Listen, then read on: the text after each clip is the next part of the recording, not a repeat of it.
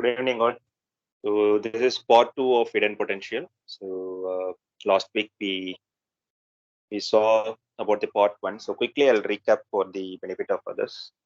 So part oneல பார்த்தீங்கன்னா வந்து கேரக்டர் ஸ்கில்ஸ் வந்து it's very important to achieve greater things. So அப்படின்றத பார்த்தோம். ஸோ டிஸ்கம்ஃபர்ட் வந்து நம்ம எடுத்துக்கணும். So don't be in the comfort zone. So comfort ஜோன்ல இருந்தோம் அப்படின்னா வந்து we never ever try the new things. So அதனால வந்து be the creature of discomfort. So don't be afraid.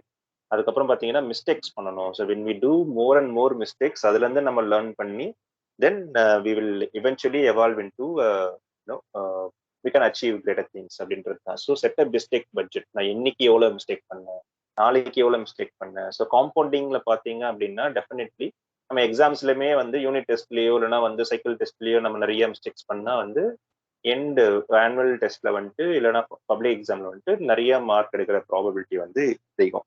So அந்த கான்செப்டை வந்துட்டு we need to be setting a mistake budget and become a sponge. So see sponge it's not about the kitchen sponge.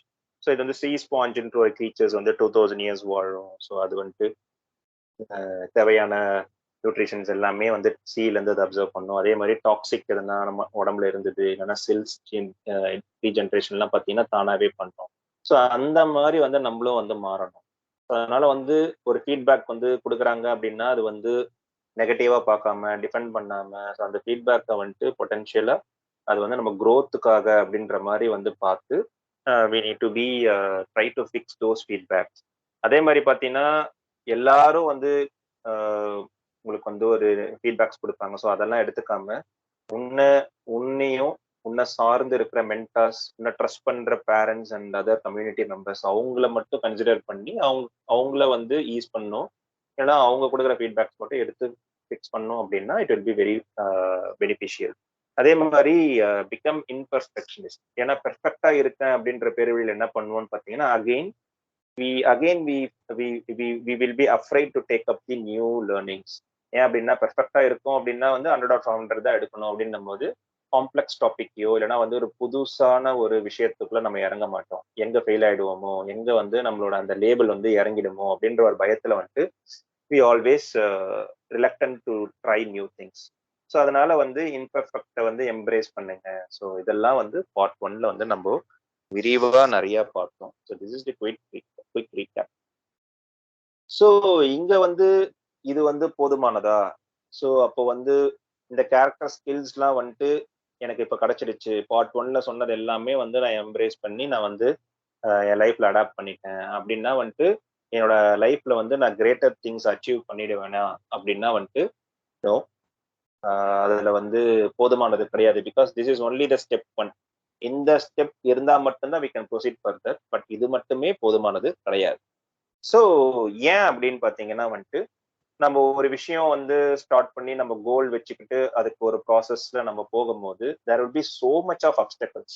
So அந்த அப்டக்கல்ஸ்லாம் வரும்போது நம்மளுக்கு எப்பயுமே வந்து ஒரு விதமான தடுமாற்றம் இருக்க தான் செய்யும். நம்மளுக்கு ஒரு டிமோட்டிவேஷன் நடக்கும். ஸோ அந்த டைம்ல வந்து நம்மளுக்கு வந்து ஒரு ஏணிப்படி மாதிரியோ இல்லைன்னா வந்து ஒரு பில்டிங் கட்டும் போது எப்படி நம்ம சாரம்லாம் வச்சு அது மேல வந்து ஏறி அவங்க வந்து பூசு வேலை பண்றதோ பெயிண்ட் அடிக்கிறதோ பண்ணுவாங்கல்ல. ஸோ அதுதான் வந்து ஸ்கெஃபோல்டிங் சொல்லுவாங்க. ஸோ அந்த மாதிரி ஸ்கெஃபோல்டிங் வந்து நம்ம லைஃப்லயும் தேவைப்படுது. அதெல்லாமே ஒரு டெம்பரரி ஆப்ஜெக்ட்ஸ் தான். ஒன்ஸ் நம்ம வந்து பூசி பெயிண்ட் அடிச்சிட்டோம்னா அதை ரிமூவ் பண்ணிட்டு விட்டுடுவாங்க.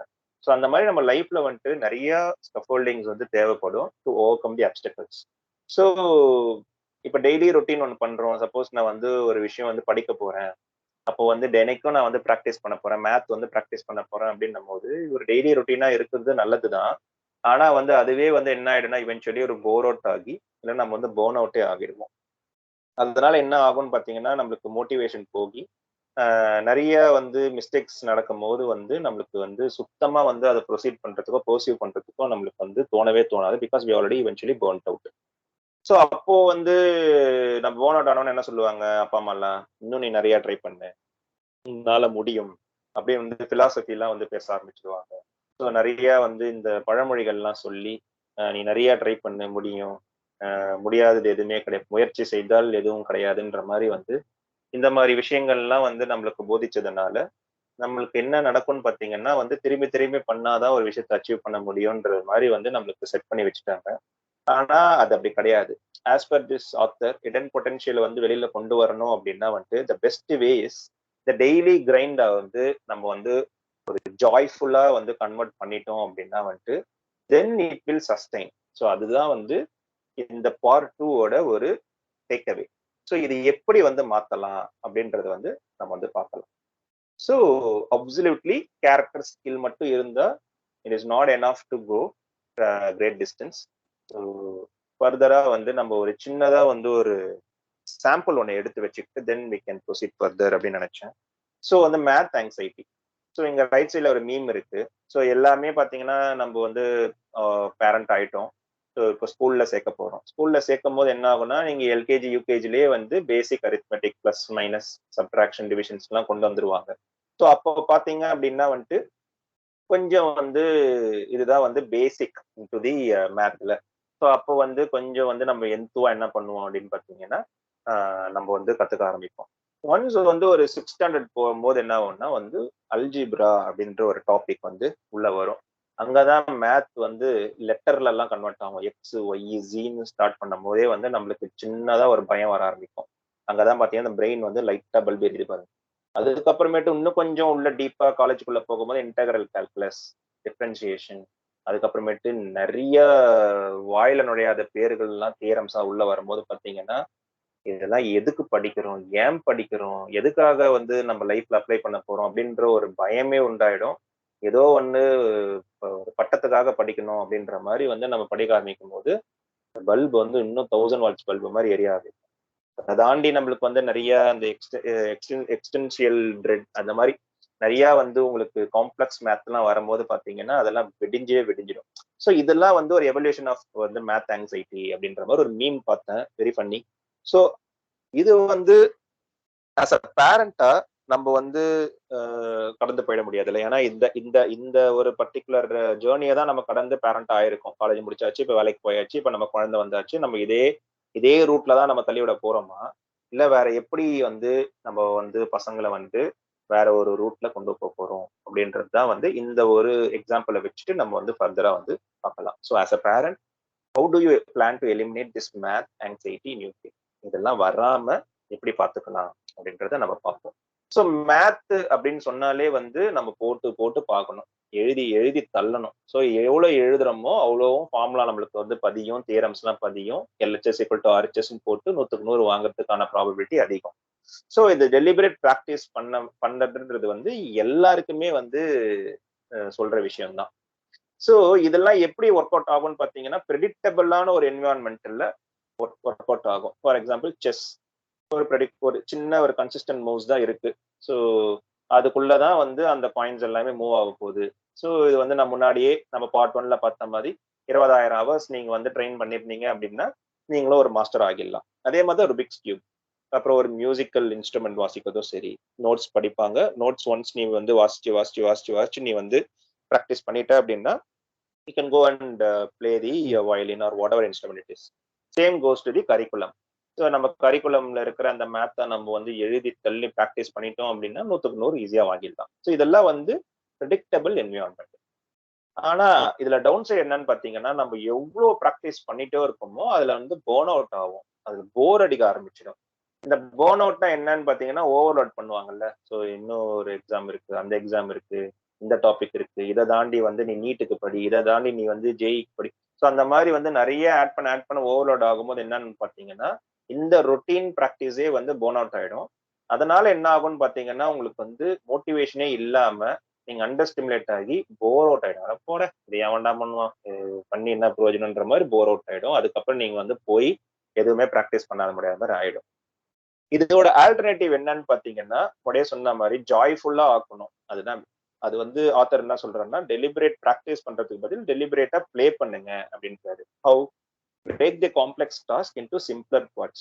அந்த மாதிரி சிம்பிளா ஆக்கி அதை வந்து ஒரு பிளேஃபுல்னஸ் உள்ள கொண்டு வந்து அதை வந்து நம்ம வந்து ஒரு படிக்கிறோம் அப்படின்னு இல்லாம ஒரு ஜாலியா வந்து கத்துக்கிட்டு நம்ம வந்து ஒரு பேஷனையே வந்து ஒரு ப்ராக்டிஸ்குள்ள வச்சு நம்ம வந்து பண்ணும் போது என்ன ஆகும்னா இது ஈஸியா சஸ்டெயின் பண்ணலாம், போர்ன் அவுட் ஆகாது, போர் அவுட் ஆகாது. ஸோ அதனால வந்து probability of achieving greater things வந்து ரொம்ப அதிகம் அப்படின்னு சொல்றாரு. ஸோ நம்ம முன்னாடியே பார்த்த மாதிரி அந்த மேத்தே எடுத்துப்போம்.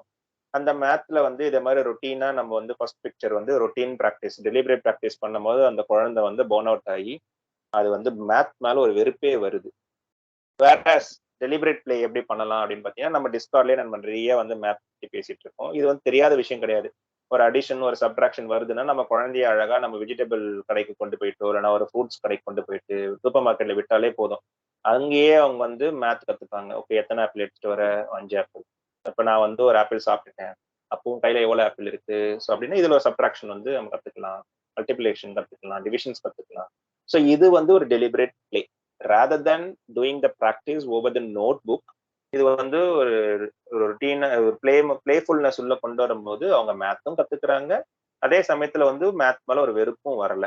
So they can associate. Okay நான் ஸ்கூல்ல ஏன் வந்து அடிஷன் படிக்கிறேன், நான் ஏன் ஸ்கூல்ல வந்து டிவிஷன் படிக்கிறேன் அப்படின்னா I am going to apply the same in my real life.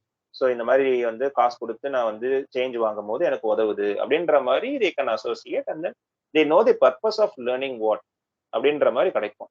But as I set நம்ம வந்து அடுத்த கட்டத்துக்கு அல்ஜீப்ரா அந்த மாதிரி போகும்போது என்ன ஆகும்னா யூஸ்வலா வந்து பல பேரண்ட்ஸ்க்கு வந்துட்டு எப்படி இந்த சூப்பர் மார்க்கெட்ல நம்ம வந்து அடிஷன் டிவிஷன் பேசிக் அரித்மெட்டிக் கத்துக்கிற மாதிரி டெலிபரேட் பிளே வந்து அல்ஜீப்ராலேயோ இல்ல ட்ரிக்னாமெண்ட்ரிலயோ இல்ல ஒரு இன்டெகிரல் கால்குலஸ்லயோ எப்படி கொண்டு வரணும் அப்படின்றது வந்து பல பேருக்கு தெரியல.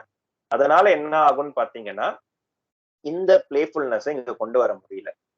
ஸோ இப்ப இது நானே வந்து இப்போ ஒரு டீச்சரா இருக்கேன். இப்ப நான் வந்து ஒரு அல்ஜிப்ரா வந்து நான் வந்து பிளேஃபுல்னஸ்ல உள்ள கொண்டு வர போறேன் அப்படின்னா நான் இந்த மாதிரி ஒரு மீம் கான்டெஸ்ட் வந்து கிரியேட் பண்ணுவேன். ஏன்னா நான் வந்து ஒரு 2 வருஷத்துக்கு முன்னாடி வந்து திருக்குறள்ல வந்துட்டு டிரான்ஸ்லேட் பண்றேன் அப்படின்னு ஒரு இனிஷியேட்டிவ் எடுத்தேன். ஸோ அப்ப பாத்தீங்கன்னா திருக்குறள்ல வந்து பாட்டு பாடி சொல்லி கொடுத்துட்டாங்க, கதையை வச்சு சொல்லி கொடுத்துட்டாங்க. இந்த மாதிரி பற்பல வழிகள்ல வந்து திருக்குறளை வந்து சொல்லி கொடுத்துட்டாங்க. அப்போ நம்ம என்ன புதுசா பண்ணிட முடியும் அப்படின்னு யோசிக்கும் போது நான் எடுத்துக்கின விதம் பாத்தீங்கன்னா அந்த டைம்ல வந்துட்டு ரொம்ப ட்ரெண்டிங்கா போனது பாத்தீங்கன்னா மீம்ஸ்.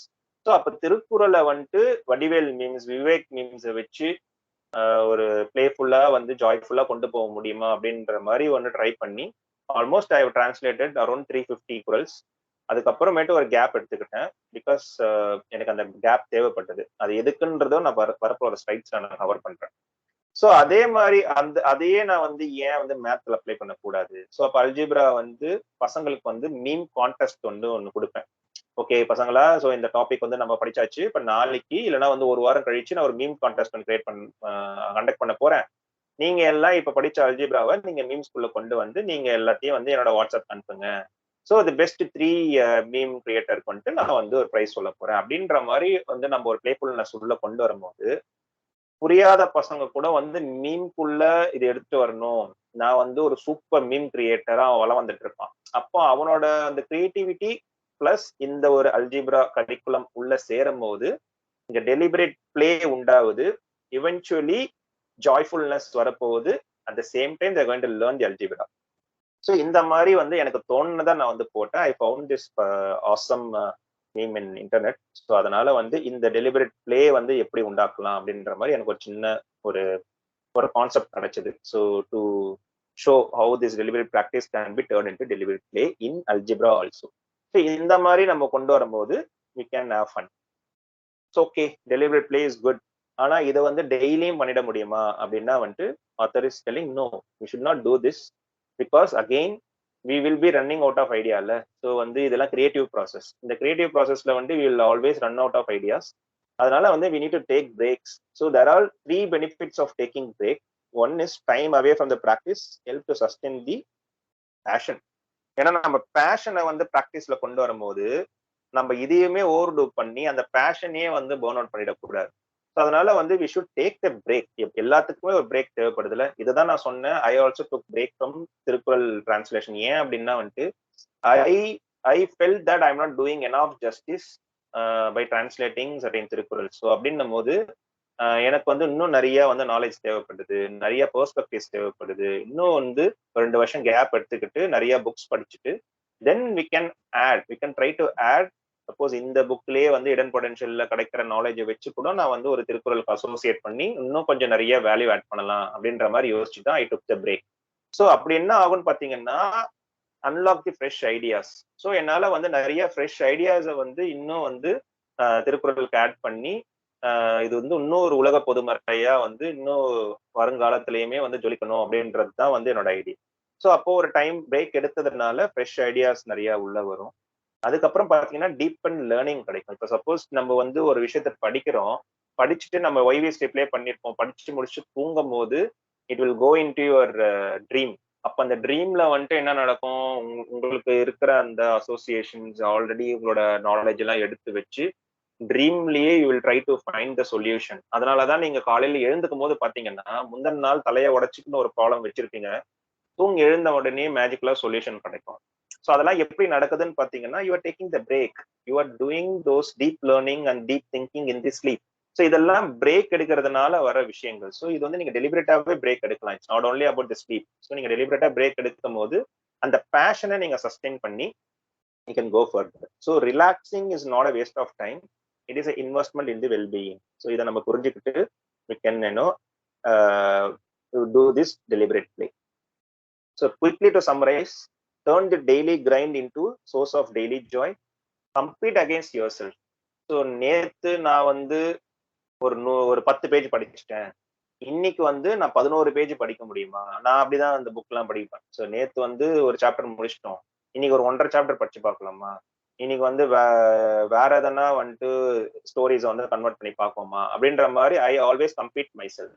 ஸோ அப்படின்னும் போது வந்து எனக்கு எந்த ஒரு பர்ன் அவுட்டும் நடக்காது. இதுவே நான் காம்படிஷன் மோட்ல நான் வந்து பல 10 பேர் 20 பேர் 40 பேர் 100 பேர்கிட்ட கம்பீட் பண்ணேன் அப்படின்னா எனக்கு டிமோட்டிவேட் ஆயிடுவேன். So always I compete against myself. Don't hold yourself hostage to fixed routine.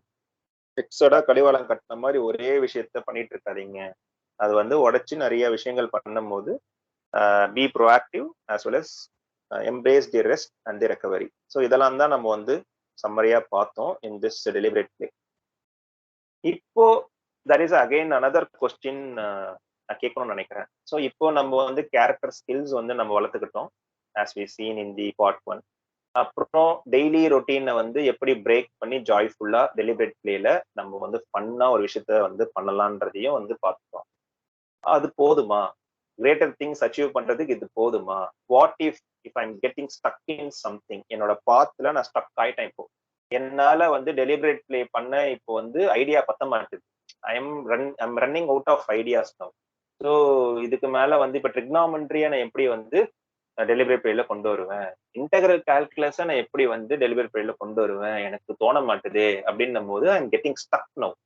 So அதனால என்ன ஆயிடுச்சுன்னு பாத்தீங்கன்னா we need to go, I need to have another tool.